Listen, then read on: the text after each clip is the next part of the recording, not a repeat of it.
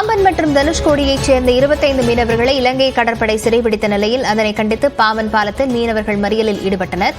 இது தொடர்பான விவரங்களுடன் செய்தியாளர் வீரகுமரன் இணைந்திருக்கிறார். வீரகுமரன், யாரெல்லாம் இந்த போராட்டத்தில் பங்கேற்றிருக்கிறார்கள்? அவர்களுடைய கோரிக்கை என்னவாக இருக்கிறது?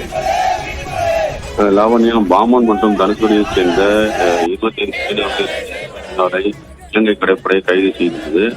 இதனை கண்டித்து பாம்பன் பகுதி மீனவர்கள் தற்போது போராட்டத்தில் சாலை மறியல் போராட்டத்தில் ஈடுபட்டு வருகின்றனர்.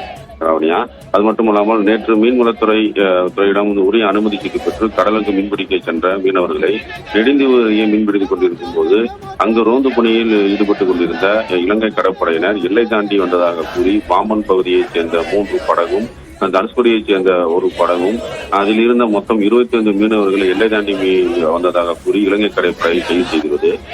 கைது செய்த மீனவர்களை காங்கிரசின் துறைமுகத்தை வைத்து விசாரணை செய்து வருகின்றனர். இலங்கை கடற்படை இந்த நடவடிக்கையை கண்டித்து பாம்பன் பகுதி மீனவர்கள் மற்றும் உறவினர்கள் கடலில் இறங்கி முதல் கட்டமாக போராட்டத்தில் ஈடுபட்டனர். அதனைத் தொடர்ந்து பாம்பன் பாலத்தில் அமர்ந்து சாலை மறியலில் ஈடுபட்ட போது அப்போது வந்திருந்த ராணுவ வாகனத்தையும் மறித்து போராட்டத்தில் ஈடுபட்டனர். தொடர்ந்து உறவினர்கள் சாலையில் அமர்ந்து போராட்டத்தில் ஈடுபட்டு வருவதால் சுமார் அரை மணி நேரத்துக்கு மேலாக போக்குவரத்து பாதிக்கப்பட்டுள்ளது. மேலும் இவர்களோட முக்கியமான கோரிக்கை என்னவென்றால் நாட்டுப்படகு மீனவர்களை உடனடியாக விடுதலை செய்ய கைது செய்ய மீனவர்களை உடனடியாக விடுதலை செய்ய வேண்டும் என்பதே இவருக்கு கோரிக்கையாகும். நன்றி வீரகுமரன்.